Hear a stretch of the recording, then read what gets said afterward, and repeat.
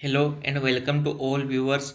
इस वीडियो में हम 8th ग्रेड अभ्यास पुस्तिका के अंतर्गत कक्षा 8 की विषय अंग्रेजी में लेसन 7 जिसका नाम है वाटर वाटर एवरीवेयर, सब जगह पानी ही पानी, इसके सभी प्रश्नों का सॉल्यूशन करेंगे।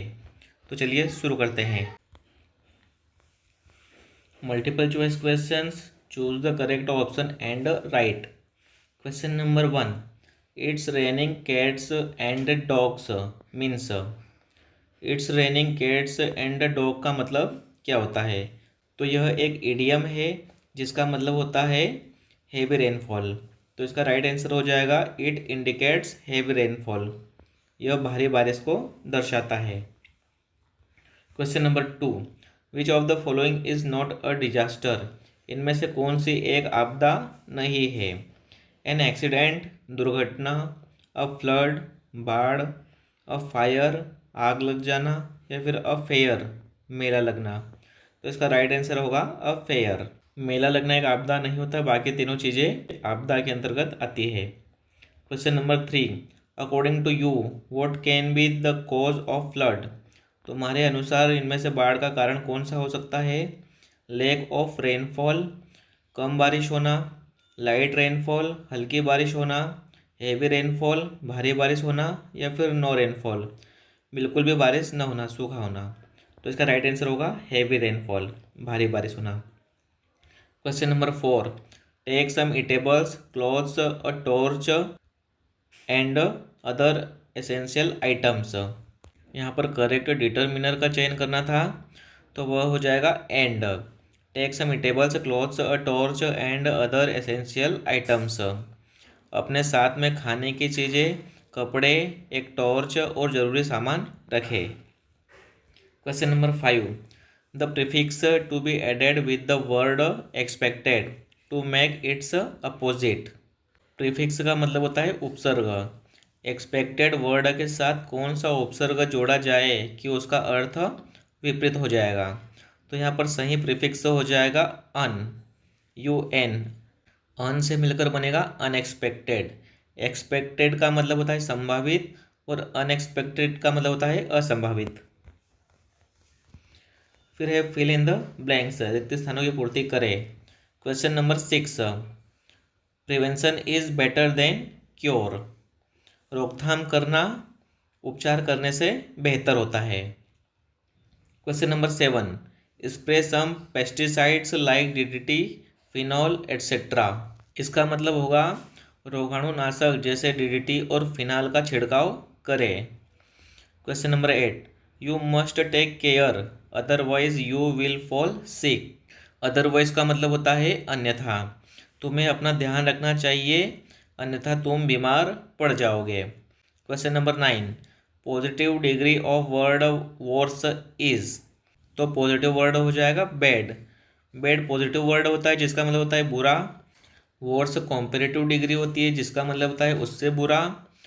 और सुपरलेटिव डिग्री हो जाएगी वर्स्ट, जिसका मतलब होता है सबसे बुरा। Question number 10, homophone of kettle is. यहाँ पर CATTLE केटल का होमोफोन समान ध्वनि वाला शब्द पूछा गया है, तो वह हो जाएगा KETTLE। CATTLE केटल का मतलब होता है पशु और KETTLE ये केटल का मतलब होता है केतली। इसके बाद है very short answer type questions, अति लघुत्तरीय प्रश्न।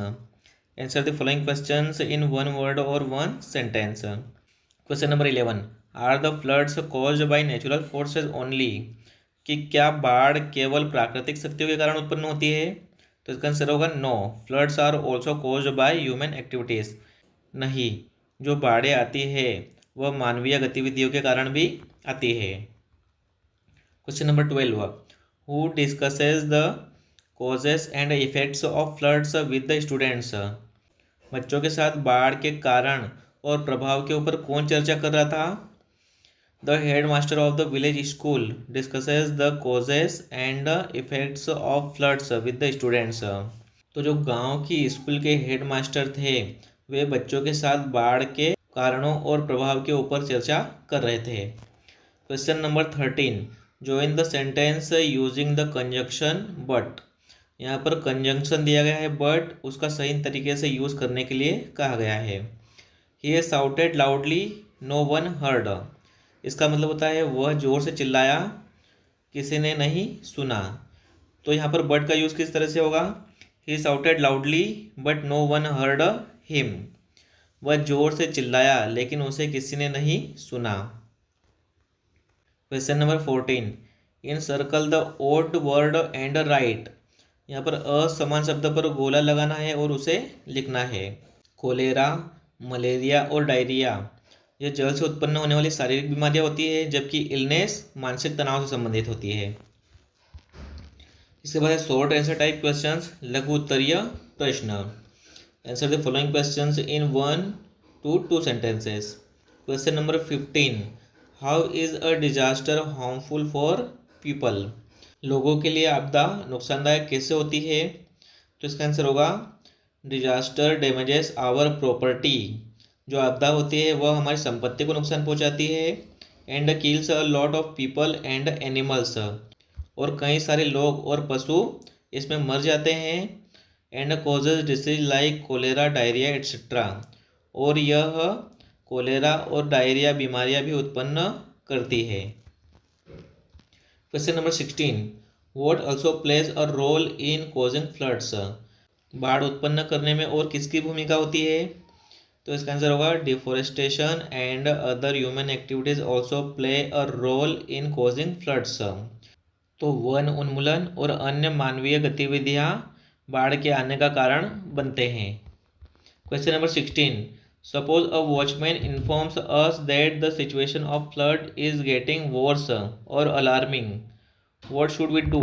मान लीजिए कोई चौकीदार हमें बताए कि बाढ़ की स्थिति और बिगड़ रही है या खतरनाक हो रही है, तो हमें क्या करना चाहिए?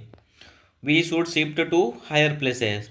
तो ऐसी स्थिति में हमें ऊंचे स्थानों पर चले जाना चाहिए, like concrete house, school, temple और ग्राम पंचायत, जैसे कि पक्के मकान, विद्यालय, मंदिर और गांव की पंचायत।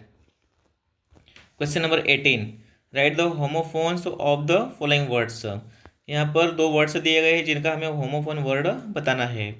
HEAR, हियर, हियर का मतलब होता है सुनना, इसका होमोफोन वर्ड होगा हियर, HERE, हियर यानी यहाँ। दूसरा वर्ड है वेदर, WEATHER, वेदर का मतलब होता है मौसम, और इसका होमोफोन वर्ड होगा वेदर, WHETHER, इसका मतलब होता है शायद। Question number 19, long answer type questions. During the rainy season there is a high chance of infectious disease like dengue, malaria etcetera. Write a letter to your friend advising him to take precaution. बरसात के मौसम में dengue, malaria जैसी संक्रामक बीमारियों का अधिक खतरा होता है, तो इसके लिए तुम्हें अपने मित्र को सावधानी बरतने की सलाह देते हुए एक पत्र लिखना है। तो यह पत्र कैसे लिखेंगे? I hope this letter find you in good health. मुझे आशा है कि यह पत्र आपको अच्छे स्वास्थ्य में प्राप्त होगा। I am writing to advise you to take some precaution during the rainy season. मैं आपको बरसात के मौसम में कुछ सावधानियां बरतने की सलाह देने के लिए लिख रहा हूँ। As you know there is a high chance of infectious disease like dengue, malaria, cholera etcetera during this time. जैसा कि आप जानते हैं इस समय डेंगू, मलेरिया, हैजा आदि जैसी संक्रामक बीमारियों का अधिक खतरा होता है। You should keep your surroundings clean and avoid letting water collect near your house as it becomes breeding ground for mosquitoes. आपको अपने आसपास सफाई रखनी चाहिए और अपने घर के पास पानी इकट्ठा नहीं होने देना है, क्योंकि यह मच्छरों के पनपने की जगह बन जाता है। Always drink clean and boiled water and eat fresh food. It is also good to use mosquito nets and repellents. हमेशा साफ और उबला पानी पिए तथा ताज़ा भोजन करें।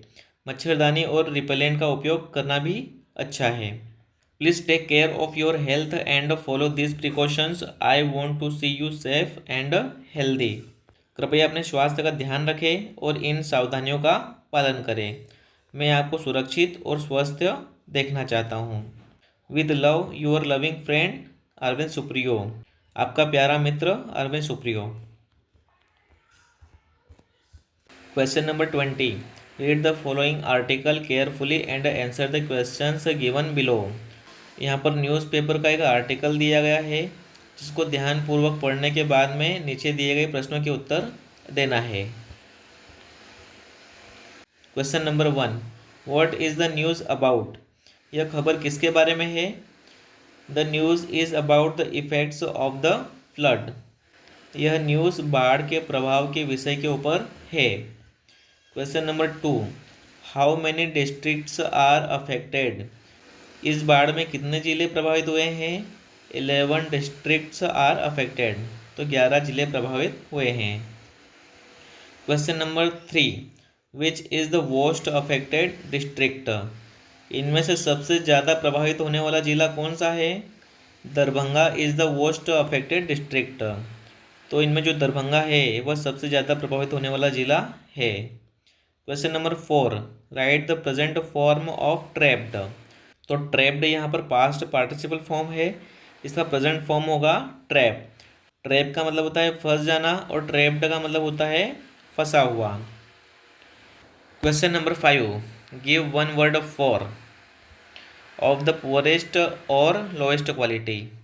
ये जो सेंटेंस लिखा है उसके लिए वन वर्ड बताना है। कम या निम्न गुणवत्ता वाला तो उसे कहा जाता है सब स्टैंडर्ड। तो यहाँ पर लेसन 7 वाटर वाटर एवरीवेयर इसके सारे क्वेश्चन समाप्त होते हैं। Thank you.